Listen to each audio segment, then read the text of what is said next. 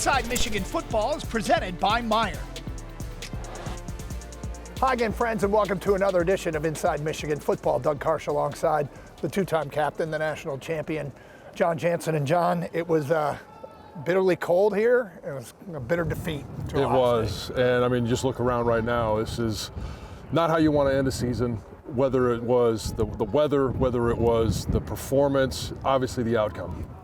It's been a long time since we had to deal with one of these, but let's start with Jansen Vision. First play of the game, off to a good start. And this is exactly how you would draw it up. You talk about double teams, and I want you to watch Marlon Klein and Blake Frazier right now do a great job on the down lineman, getting up and pinning the safety inside, but you also have the right guard, right tackle. You get a knockout here, and then a nice job by Sprague of getting up inside and getting a block as well. That's why this play is successful. Get Marlon Klein on the safety, you get Sprague up on the corner, and I mean, it's easy to see. If you could draw that one up every single time, that's exactly how you would draw it up. Michigan's best run of the game, and unfortunately Jordan Marshall, who had a catch on the next play, wasn't able to go very deep into this one because of the shoulder injury. Yeah, he only ended up with 7 carries, and he had a 36-yarder, had a 21-yarder again as well, and we knew he could be explosive. It just wasn't enough today. The drive stalled. A Dominic Zavada field goal, 3-0. Ohio State's defense has been very good in the red zone. These field goals, in retrospect, had to be touchdowns for Michigan to be in this game. They needed to be, because you knew Ohio State was going to score. And you come away with 3 trips, 3 field goals. And, the thing about what makes Ohio State tough, it's already tough enough to score in the red zone because things get real tight. But when you have the speed of the secondary that they have, then it becomes really difficult. Ohio State's first play, a great pass breakup by Zeke Berry. Yeah, I mean, you talk about a guy that is in phase, step for step, and does a great job of reaching up, puts his hand right between the receiver's hands to knock the ball away. Jair Hill then gets his first interception of the season.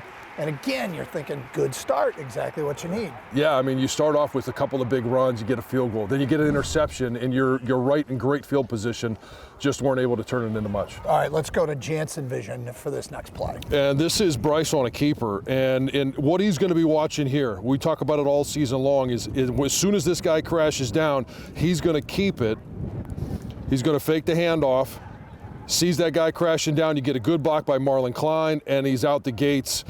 And when things worked well for Michigan, this is kind of what you see, that you're able to pick up some yardage and finally, and start to get a rhythm. Okay, Jordan Marshall would follow that up with a 21-yard run, but again, the drive stalled, and it's a Zavada field goal. And in the moment, you're happy to be up 6-0. If it's 14-0 there, this game might go different. Well, and what you're trying to do is sink that seed into the minds of the Buckeyes that, this is going to be the same thing it's been the last 4 years. All right, so Bo Jackson gets loose on Ohio State's ensuing possession, and they end up getting it inside the 5.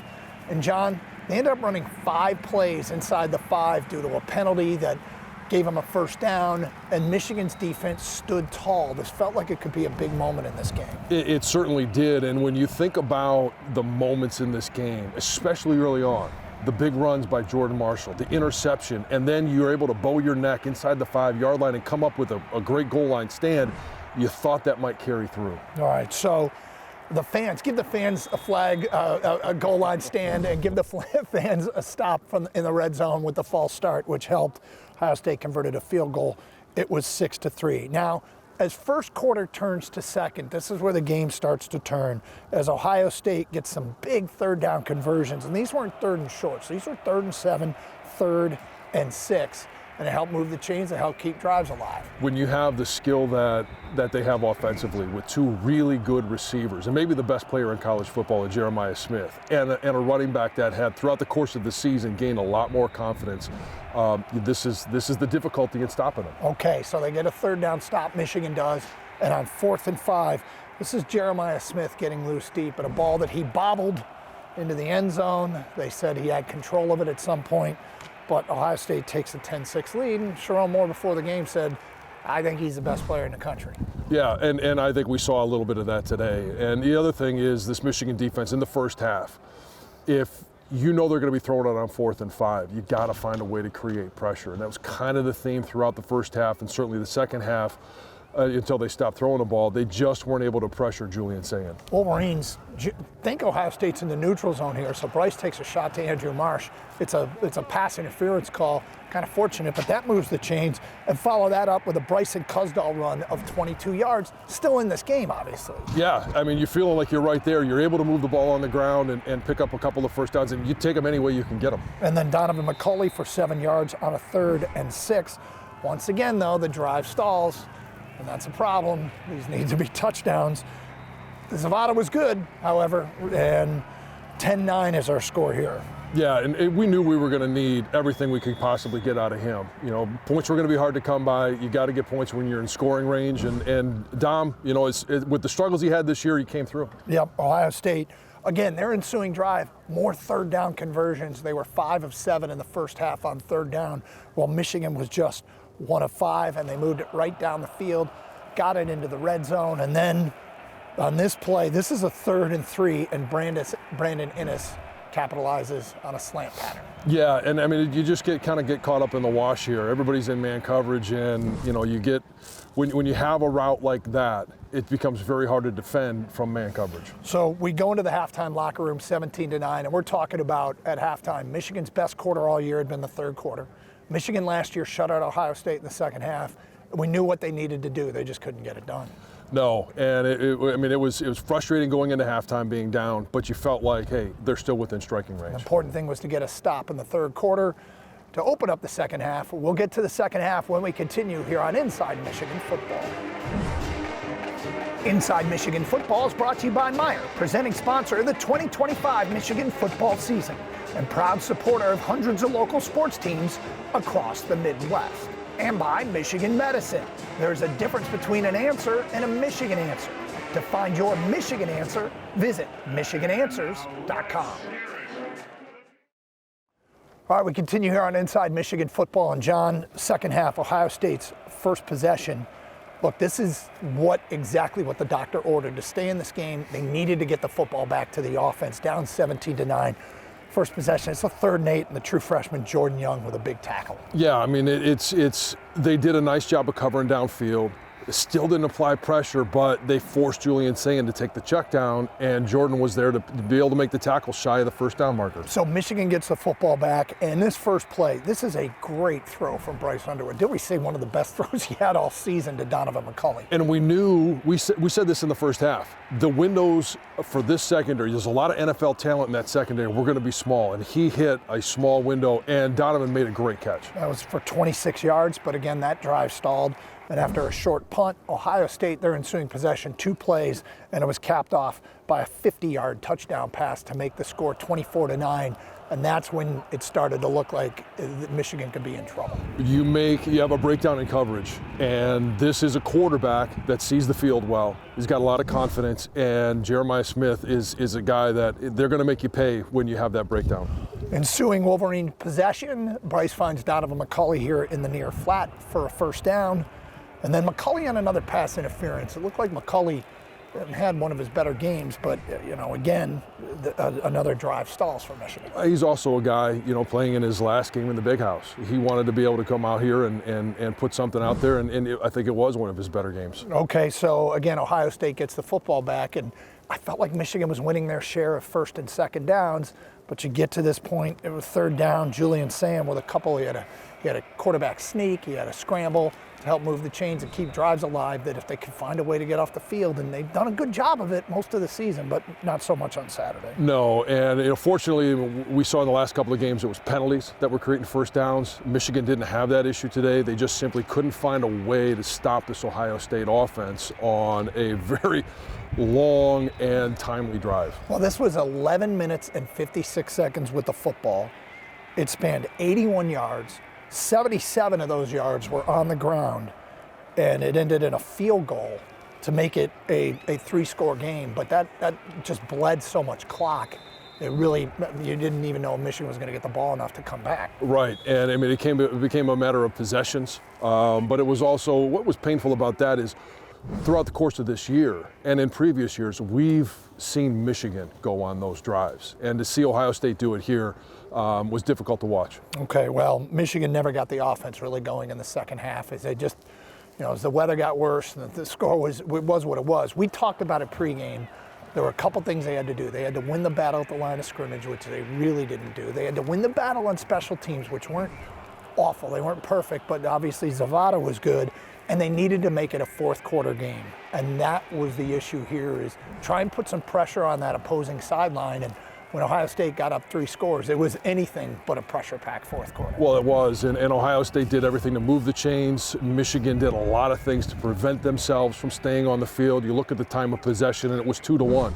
40 minutes for Ohio State, 20 minutes for Michigan. You look at the number of plays, I think it was 72 for Ohio State, only 43 for Michigan. And when you're not able to extend drives and you only get a limited number of plays, it's really hard to find that rhythm, develop any type of consistency. So let's talk about what Michigan needs to do in this offseason. You've got a young quarterback, your best weapon at wide receiver is back, talented running back. You've got the offensive line for Michigan, which had 3 freshman eligible players. You got other guys that are going to start populating this lineup, but you need to grow up in a hurry, and you need to have a good year with putting more talent into this roster, whether it be through portal or recruiting.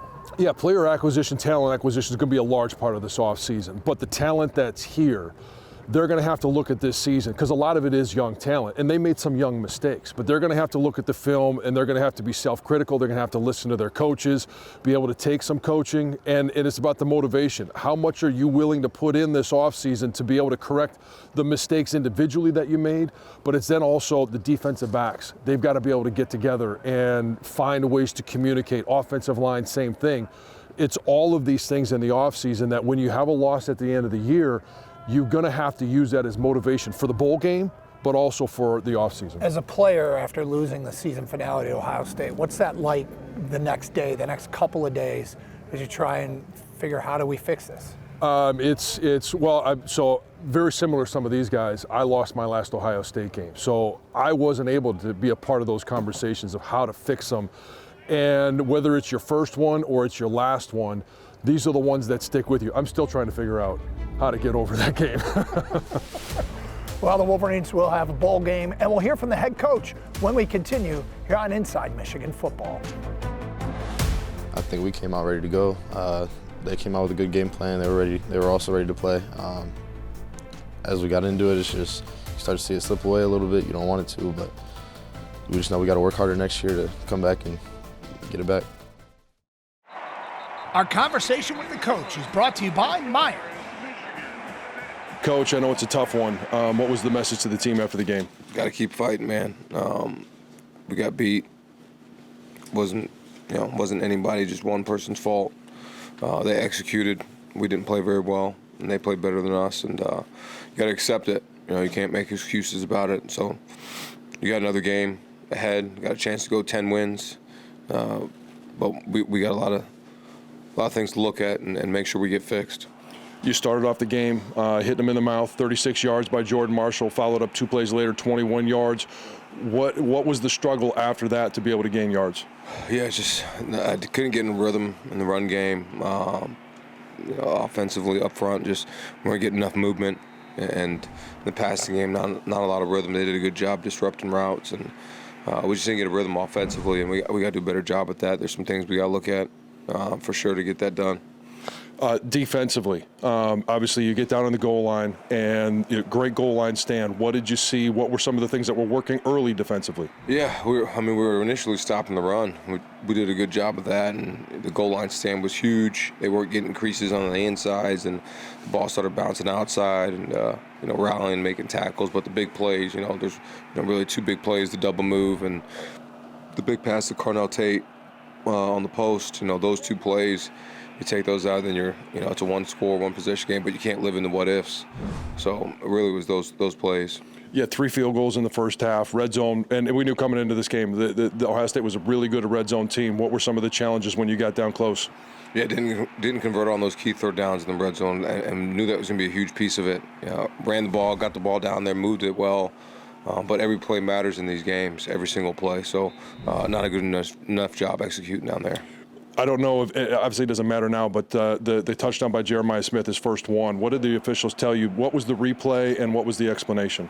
Just, he was fumbling. The ball was fumbling out while I was going out of bounds, but they said he had possession of it. So at that point, when they made the officiating call, you can't argue with it, right? Coach, I appreciate your time. Thanks for your time throughout the course of the year, and best of luck as we find out where we're going to go for a bowl game. Yeah, thank you. Appreciate it. All right, so you talked to Sharon all season long. He's a coach that the players love. He's recruiting well, getting some momentum here in this offseason and try and, build this roster back better for next year. Yeah, and you want to see Bryce be able to take a step from the regular season to even the bowl game, because he'll play in that bowl game. You want to see Andrew Marsh. He wasn't a part of it today. You want to see him take those steps. And, it's an opportunity for these young players to get better. And it's an opportunity to say, okay, here are some of the things we've fixed. Now, from the bowl game, maybe you're able to create a little momentum like they did last year against Alabama. Create some of that momentum going into the offseason. It feels like bowl games are now almost preseason games for the following year. Yeah, I mean, so the spring games are obviously, they're Michigan on Michigan. This is an opportunity to have a similar setup, but you're going against another team. And it's, what are you going to do to prepare for that opponent? And some of it is just simply, how do I prepare? How do I study? What should I be? You got to refine all those skills, not just what you're doing on the field. Well, I'll tell you, we suspect that at that bowl game we won't be dressed like this. No, I hope not. More to come here on Inside Michigan Football.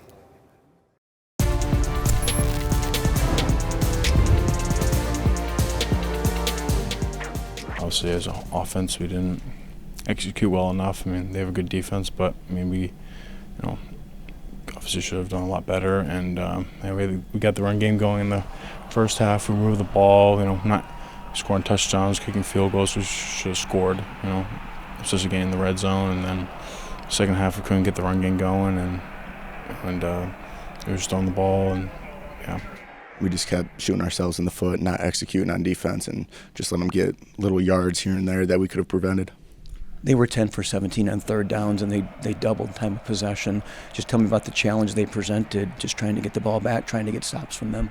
Yeah, we couldn't stop the run out there, and that's what it came down to. And put that on myself, on the whole defense, like that. We got to stop the run foremost, and we just couldn't get that done. I just feel like they came out to play. We came out to play too, but I just feel like they played a little harder.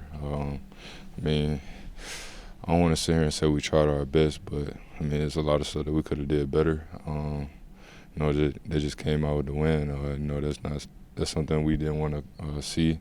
We didn't want that end result, but we know what we have to do moving forward. Like I've said before, everybody got to look themselves in the mirror, and just come back with a hungrier mindset, and just fix a lot of things. Tight game at the break, but they really owned that second half, time of possession, all that stuff. Did you guys get worn down at one point, just trying to come up with answers? It all comes down to getting the ball back to our offense. I feel like we did a good job at that to start out the game. But, going forward, we just having too many long drives. And I think that's, the time of possession game was key for that. And I feel like we lost that battle. This is terrible, and I didn't really know what it was going to feel like, but you can't do anything until next year. But that's what we're looking at already, so already moving on. It's quite a day here in Ann Arbor. There's a lot of big-time sports personalities were here.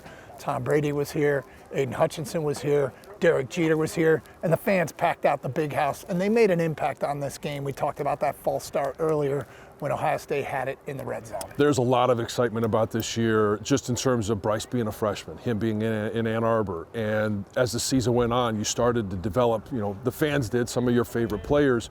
And to see them show up in knowing that the weather was going to be like this, and in a game like this, hats off to them all season long, but especially today. We do appreciate you watching Inside Michigan Football all season long. We'll talk to you down the road. So long.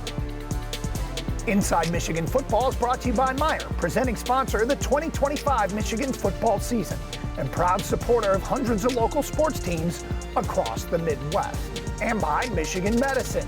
There's a difference between an answer and a Michigan answer. To find your Michigan answer, visit michigananswers.com.